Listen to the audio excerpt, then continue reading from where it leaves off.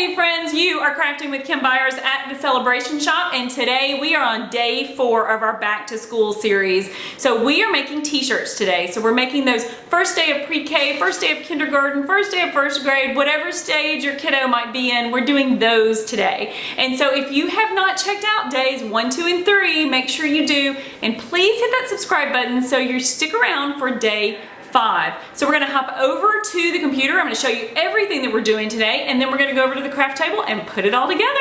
Let's go. We are on my computer and I pulled up canva.com, Canva.com.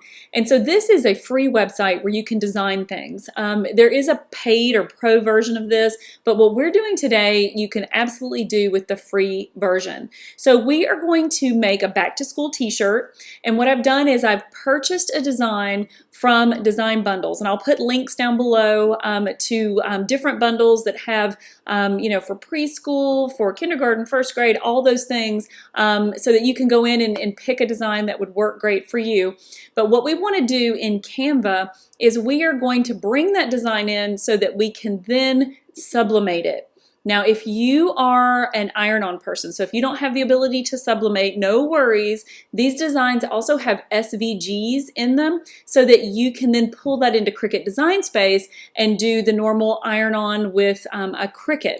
So we are going to be using the EasyPress 2 for either, if you were using, the iron-on, you would use that as your heating element, but I'm also going to be using the EasyPress 2 for sublimation. So what we want to do if we're going to sublimate is we'll go up into create a design, and we're just going to do a custom size, which is an 8.5 by 11 sheet. So for those of you who have not done sublimation, basically what you're doing is you're printing a design that then you're going to apply to a polyester shirt, or the shirt has to have at least 40% to 50% of polyester in it, and that's going to allow the fabric to, the ink to adhere to the fabric. So what we're doing here in Canva is we're going to bring in that design. So we go into uploads, and I've already uploaded it, but you would just download the design from Design Bundles, upload it here, drag and drop it works great too, and then we're just going to click on that design and bring it into our 8.5 by 11 sheet. At this point, there's not a lot for you to do except size your design. So measure your t-shirt and then come here and say, okay, I'm going to click on this and drag it at the corners to get it to the appropriate size. I want mine to be roughly 5 inches in width. So that's all I have to do to this design is just kind of drag it, and then I am going to center it, and then you go up into the upper navigation and click flip. We're going to horizontally flip the design. And this is the entire reason that we brought it into Canva, because if you are designing this yourself in like Adobe Illustrator, you're going to be able to flip that design in Illustrator before you print it. But if you're purchasing this design and you don't have the ability with something like Adobe, Canva is a perfectly free way for you to mirror image that design. So for those of you who use iron-on in Cricut Design Space, it has the ability for you to mirror image that design. Now you can use Cricut to do this as well, but today we're just going to use Canva. And so once this is done, all you do is you hit download. So now we've downloaded that design. And at this point, all you have to do is print. So we go up into File and hit Print. And it brings up the dialog box for our printer. So I'm using the Epson that I converted, and I'll put the video up above so that you can learn how to do that. It's the cheapest way to get to sublimation. And all we want to do at this point is go into our presets, and all of these little windows look different depending on your computer type and that type of thing, or your printer type. But in this one, what we want to do is we just want to make sure and choose a photo quality. So we're going to be choosing photo on matte paper, which is, I would say, the closest thing to what my type of sublimation paper is, and I'll show you that once we get over to the craft table. And then we just want to go down to scale. We want to make sure that that is 100, and then we're ready to print.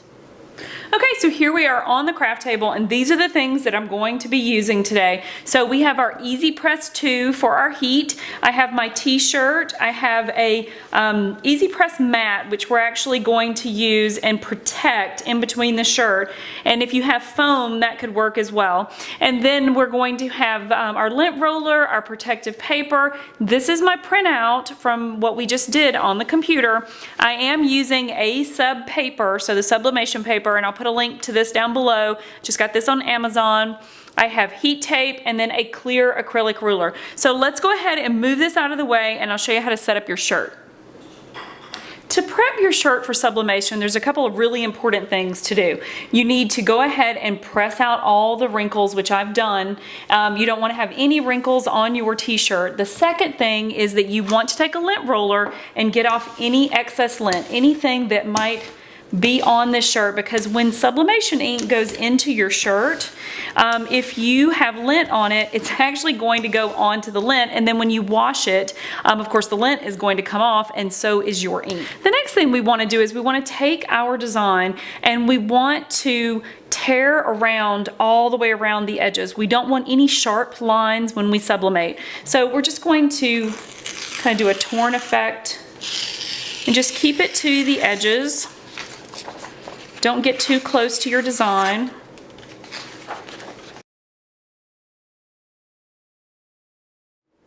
The next thing I'm going to do is I'm going to measure my shirt. So let's move our heat tape out of the way for a moment. And I want to make sure that I am putting my design in, the center placement. Of course, I'm going to flip it over in a second, but I kind of like to look and just make sure. So when you rip this off the sides, you just have to be careful that you don't, kind of rip the same amount on both sides, so that when you flip it, it's easier for you to make sure that you're getting your design centered, okay? So we're going to flip that over, and if I'm not sure how well you can see that on camera, but you can somewhat see through it. And I'm going to move it up a little bit. Okay, and I'm just going to take my ruler. So we have roughly 4 inches on that side and about 4 inches on that side. So I think we're in between the N and the D. So I think we're good. Okay, so now that we have that in place, what I want to do is I want to take my heat tape and I want to tape it at each corner. Now guys, don't use Scotch tape, that won't work. As a matter of fact, you'll probably ruin your shirt and possibly your EasyPress. So we're just going to use heat tape, and I'll put a link to this down below as well. Set that out of the way. Okay, so now that we have that in place, the next thing that we want to do is protect our shirt and our surface, okay? So we're going to take, what I was hoping to do is take this Cricut mat and place it on the inside. The thing is there are pillows that you can use and foam that you can use, and this is about the right foam. Unfortunately though, it's not the right size. So when you do sublimation, what you want to do is you want to make sure that your foam or your protective piece underneath is smaller than these tear areas, because otherwise polyester, you can get lines in your polyester and they're permanent, like you can't get them to wash out. But basically what you want to do is you want that protective piece underneath to be smaller than your tear area, but larger than your design, okay? So I had some cotton batting. This would probably not be my first choice, but it was in my craft room and I want to go ahead and create this project. So I'm going to take this and insert it into my shirt. And then I'm going to protect the cotton batting with some butcher paper. Okay, so it's most likely going to bleed through the shirt, the front side of the shirt, and we don't want it to bleed to the back side of the shirt, and we need some kind of cushioning on the inside. So then we'll take our paper and we can insert that into our shirt as well.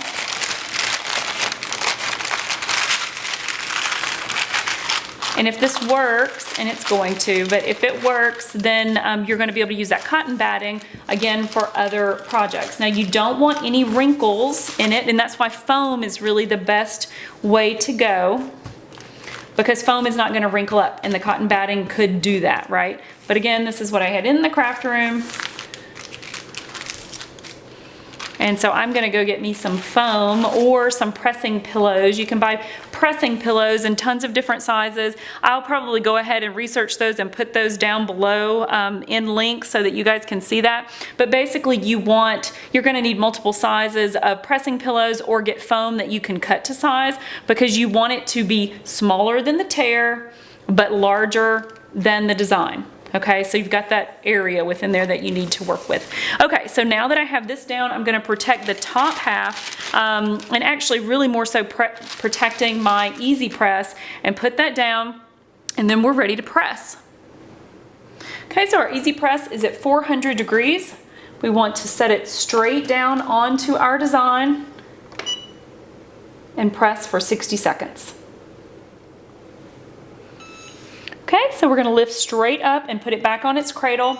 And by the way, I have not used this brand of shirt before, which is a Target shirt. So I've not used this brand of shirt before. This is a Target shirt. It is polyester and cotton blend, but I've not sublimated onto, for one, this color, and for two, it has glitter flecks in it. So this is very much a test, but if it works out, it's going to be so, so cute, and my niece is going to love it. So at this point it's warm, it's very, very warm. So I'm going to allow it to cool, and then we will do the big reveal.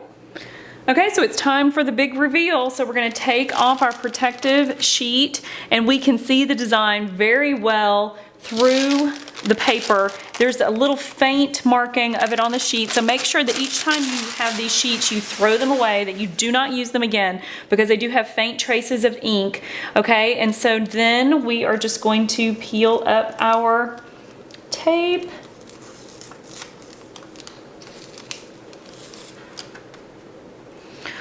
Oh my goodness, guys, look how fun that is. She is going to love this. How super cute that turned out. And by the way, it worked on the colored shirt and with the glitter all throughout, which I think is perfect for the guitar, like, right? So one thing I want to point out before we go, if I had done this on white, the colors would have been much more indicative of the actual design on the computer. So when you sublimate onto a color, you're putting color onto color, and so it will change the color of the design slightly. This didn't change much because it's such a light blue, but I wanted to point that out. So if we had put this on white, it would have been a more vibrant pink, more vibrant blue, but I love the way that this turned out, and I think the sparkles add a lot to it, and my niece is really going to love this. Okay, so that was a ton of fun. So I really enjoy making t-shirts. It's one of my most favorite things to do. And so I hope you enjoyed that, and I hope that you will hop down in the description below and check out all the things that we used today. And if you have any questions whatsoever, or if you just want to leave a fun comment, I read them all. But if you have any questions, make sure that you leave those down below, because I want you to enjoy crafting. I want you to feel confident in your crafting and to be able to get all the things out of the craft products that you purchase. So make sure you leave those down in the comments for me. And if you have not already, make sure you check out days 1, 2, and 3. And I would love for you to hit the subscribe button and join me for day 5. Okay guys, I'll see you next time.